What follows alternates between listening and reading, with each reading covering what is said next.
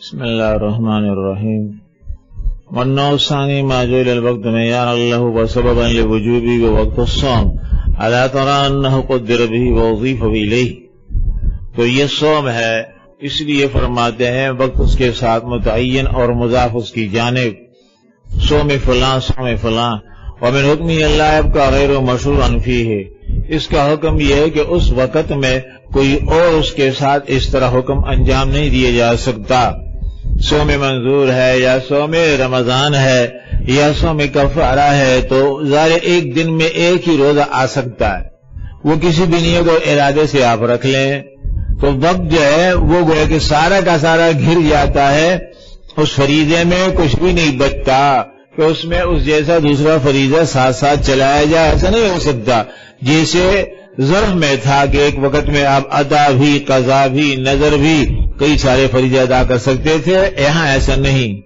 فیسا وہ بے مطلق الاسم، تو اس لیے اس نے کہا میں کل روزہ رکھوں گا، مطلقاً کہا. ومال خطا، یا اگر خطان اس نے کہا کہ جناب میں فلانا روزہ رکھوں گا، رمضان کا نہیں بولا، اور پھر وصف تو فرماتے کچھ بھی وہ کہے کچھ بھی بولے لیکن بہرحال روزہ جو آئے گا وہ رمضان کا ہی ادا ہو جائے گا، دوسرا کوئی نہیں آ سکے گا. کیونکہ یہ تو من جانب شرع، من جانب رب الشرع، یہ متعین ہے اور مزید اس میں کوئی گنجائش نہیں. جو من جانب شرع اس پہ لاگو ہے، صوم فرض ہے یا جو بھی ہے، آیا صوم سننا ہے تو اس دن میں دوسرا کوئی اور روزہ آ نہیں سکتا، تو اس لیے وہ جس کے بارے میں شرعاً اس پہ لزوم ہے وہی والا روزہ ادا ہوگا، زبان سے کچھ بھی کہے. وما الخطأ فی الوصف الا فی المسافر، ہاں حالت سفر میں اگر مسافر ہے تو سفر کی بنا پہ اس سے صوم فرض ساقط ہے. فمن کان منکم مریضا او علی سفر فعدۃ من ایام اخر، لیکن پھر مرض میں سفر میں فرق ہے. سفر میں فرمایا حقیقی مشقت کو سبب نہیں بنایا گیا، مطلق سفر کو سبب بنایا گیا. اگر تم مسافر ہو گے، تمہیں چھوٹ ہے، اجازت ہے، روزہ مت رکھو. اب اس سے کوئی سا رکاوٹ بیان نہیں کہ آیا اس سفر کے اندر مشقت ہوگی یا نہیں ہوگی، بیٹھ جا. اس سفر میں مشقت ہوگی، یعنی مطلق سفر کو باعث رخصت قرار دیا گیا ہے، مطلق سفر کو.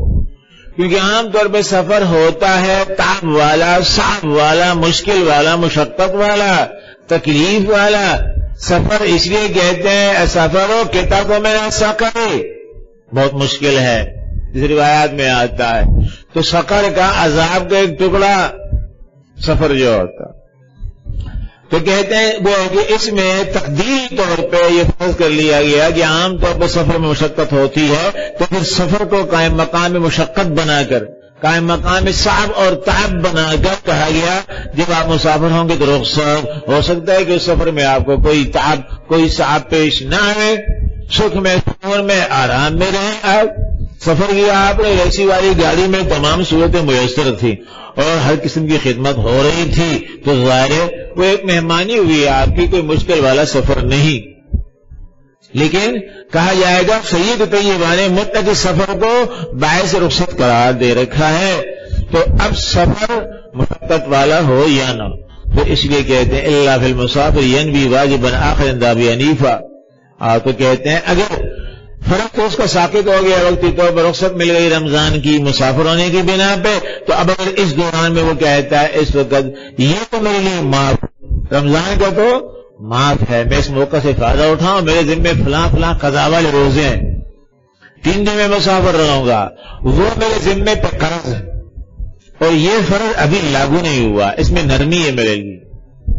یہی وجہ ہے کہ اگر سفر میں روزے نہیں رکھے اور موقع نہیں ملا اور فوت ہو گیا تو اس کا مواخذہ نہیں ہوگا، کیونکہ رخصت پہ عمل کیا اور رخصت کے بعد اس کو اتنے دن نہیں ملے کہ روزہ رکھ سکے.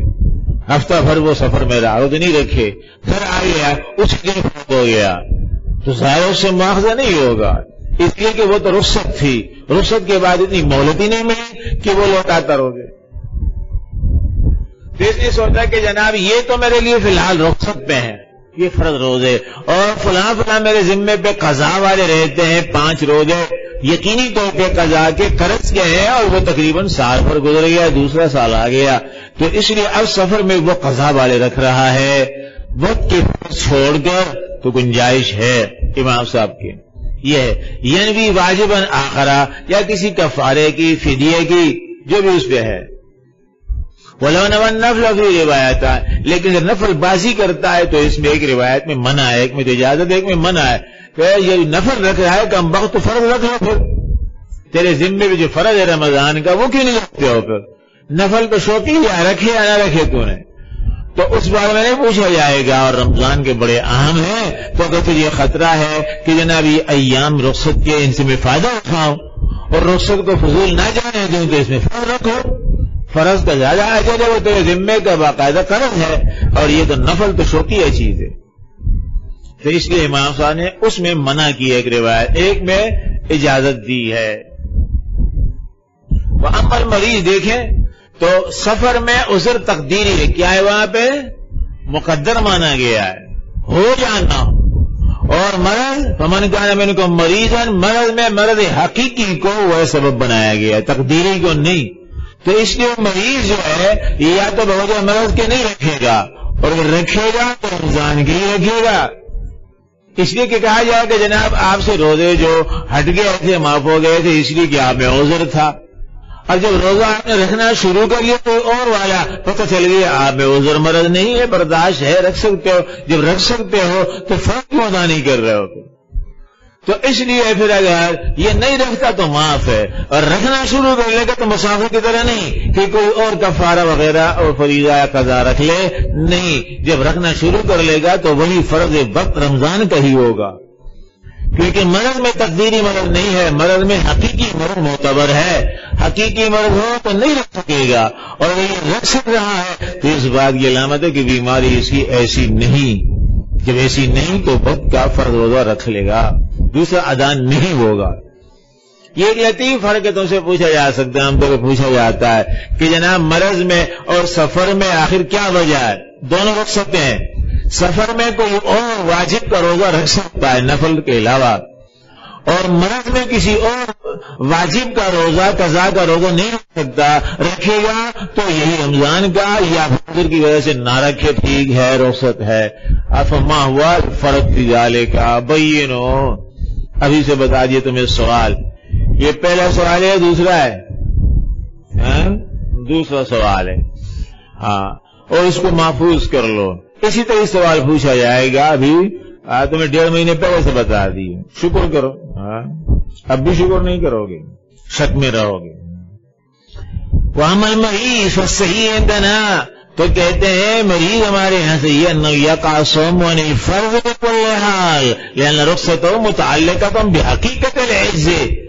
روزے کی چھوٹ تو اس لیے مل رہی تھی کہ جناب یہ عاجز ہے، فیظہر بنفس الصوم، جب رکھنے لگا تو گویا کہ اس کا عجز جاتا رہا، پتہ چلا رکھ سکتا ہے. فیظہر بنفس الصوم فوات شرط رخصہ، تو نفسی صوم میں جب یہ لگ پڑا پتہ چلا جناب وہ شرط رخصت فوت ہو گئی ہے، شرط رخصت نہیں رہی. شرط رخصت کیا ہے؟ بالکل عاجز محض بن جانا اور نہ رکھ سکنا اس کا. حق صحیح ہے، تو ہم کہیں گے اب اس کا عجز نہیں رہا. جب عجز نہیں رہا تو کسی اور وجہ میں کیوں جائے گا؟ جس کے ذمے پہ فرق ہے، جو وجہ عذر کے رک گیا تھا وہی آئے گا، اسی کا حق ہے. اما المسافر فیستوجب الرأس بعجز مقدر، وہاں عجز حقیقی نہیں، نفس سفر کو علامت عجز قرار دیا گیا ہے. لقیام سبب ہی وہ سفر مقام العجز والعذر.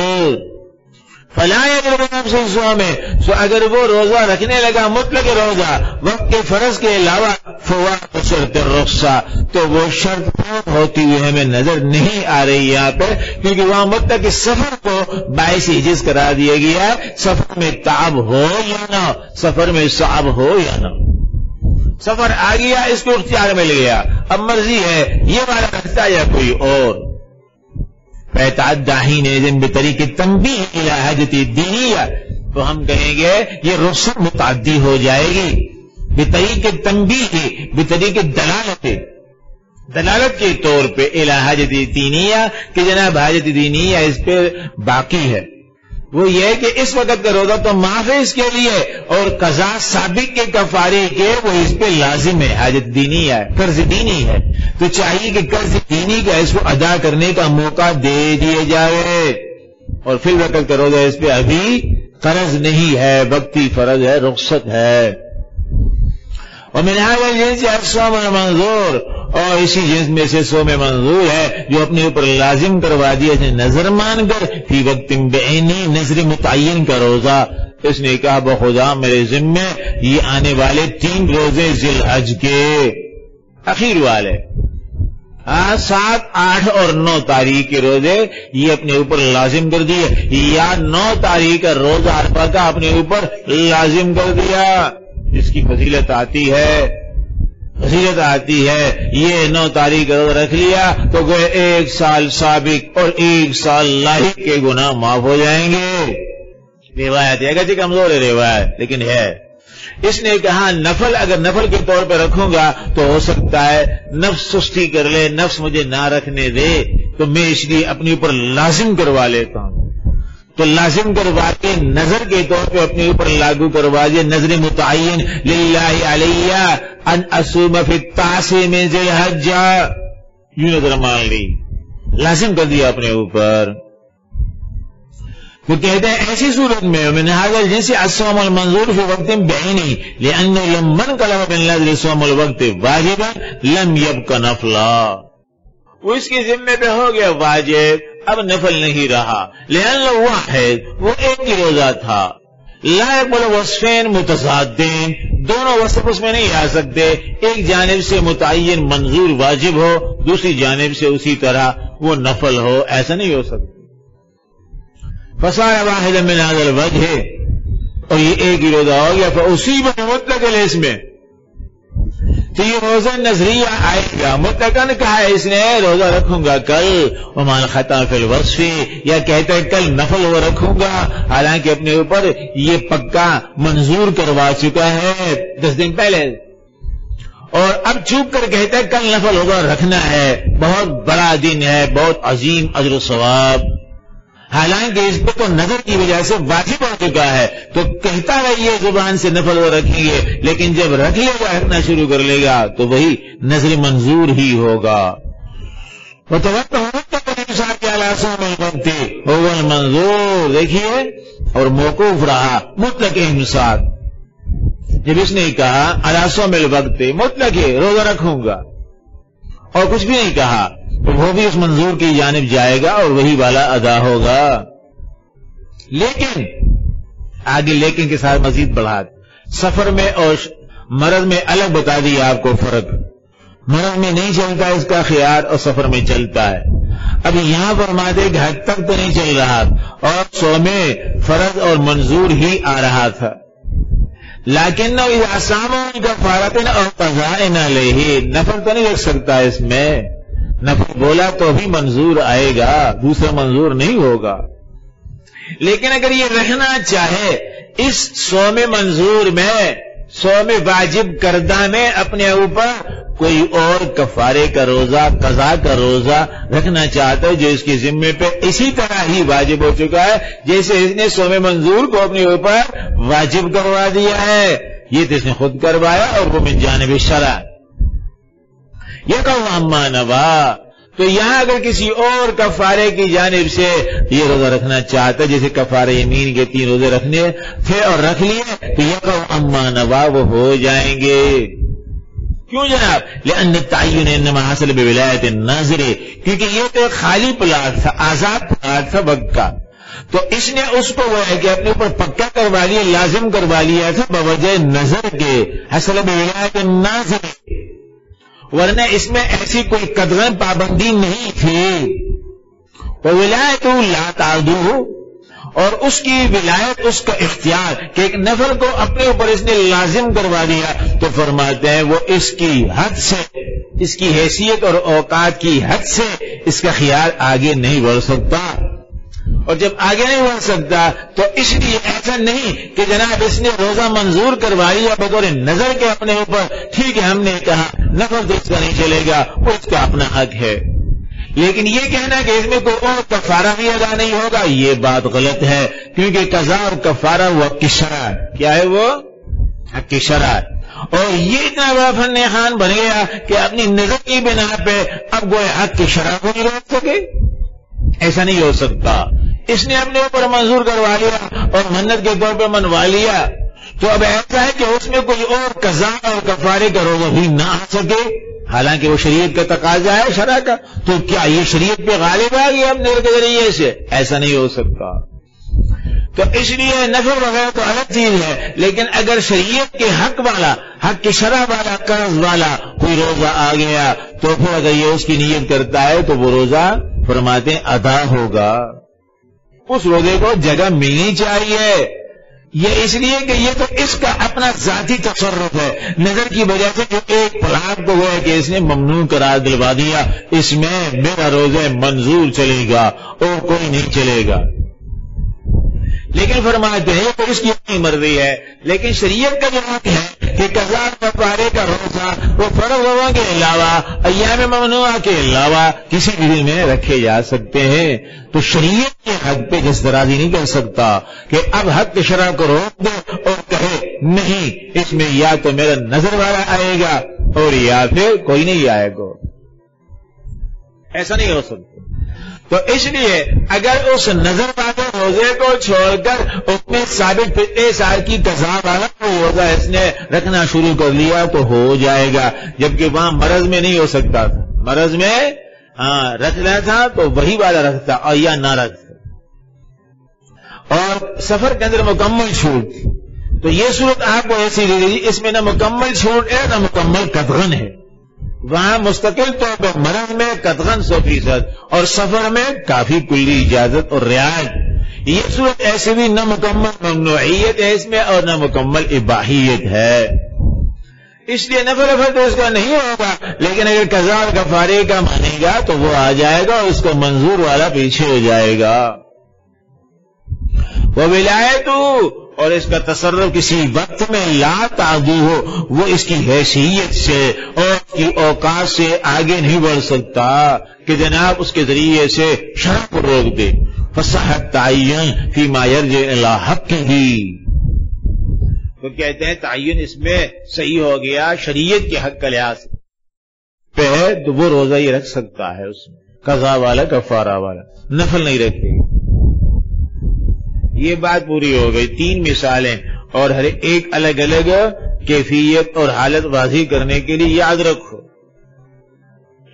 اور آگے فرماتے ہیں موقت بے وقت مشکل ہے، اور یہ موقت بے وقت مشکل توسعہ کہ جناب اس میں آیا گنجائش ہے یا نہیں. ایک زاویے سے دیکھو تو یہ وقت ظرف لگ رہا ہے، دوسرے زاویے سے دیکھو تو وقت جو ہے معیار لگ رہا ہے. تو اس لیے کہا اس کی توسعت مشکل ہے، اس کی وہ توسیع جو ہے مشکل ہے. وہ کون سا ہے فریضہ؟ وہ حج ہے. اور 9 سال الموقت بے وقت مشکل توسعہ هو الحج فإن لو فرض العمر ووقت أشهر الحج وحياة مدة يقبل بعض حجة أخرى مشکل. دیکھیے ایک تو یہ کہ ان ایام میں ایک ہی حج ہو سکتا ہے، 2-3 نہیں ہو سکتا. اس لحاظ سے دیکھو تو یہ سارا وقت معیار ہے. یہ جو ذی الحجہ کا ذی قعدہ کا اور اس طریقے سے 12-13 ذی الحج تک یہ سارا کا سارا گویا وقت اس کے لیے معیار ہو گیا، ایک ہی حج کر سکتے ہو. اور اگر دیکھو کہ ایام حج تو چند ہیں اور اس کے علاوہ تو باقی سارا وقت فالتو ہے، وہ تو مشکل 5.5-6 دن بن جاتے ہیں حج کے، اور بقیہ تو اس کے لیے تمہیدات ہیں اور یا اس کا سابقہ یا لاحقہ ہے. اس لحاظ سے وقت ظرف لگ رہا ہے تو ذو جہتیں نہیں. فإنه فرض العمر، اس لحاظ سے دیکھیے یہ اس کے لیے وقت ظرف بن رہا ہے. وہ وقت اشہر الحج، اور وہ تقریباً 2.5 مہینے، اور جبکہ حج ہے 5-6 دن کا تو یہ ساری علامتیں ظرفیت کی ہیں. وہ حیات مدت یفضل بعض علی حجۃ اخرى، اور حیات میں اتنا وقت ہے کہ جناب وہ اس میں کئی حج کر سکتا ہے، ایک نہیں 10-20 حج کر سکتا ہے، اللہ نے توفیق دی ہو یا قریب جگہ. تو اس لحاظ سے فرماتے ہیں وقت جو ہے وہ ظرف لگ رہا ہے.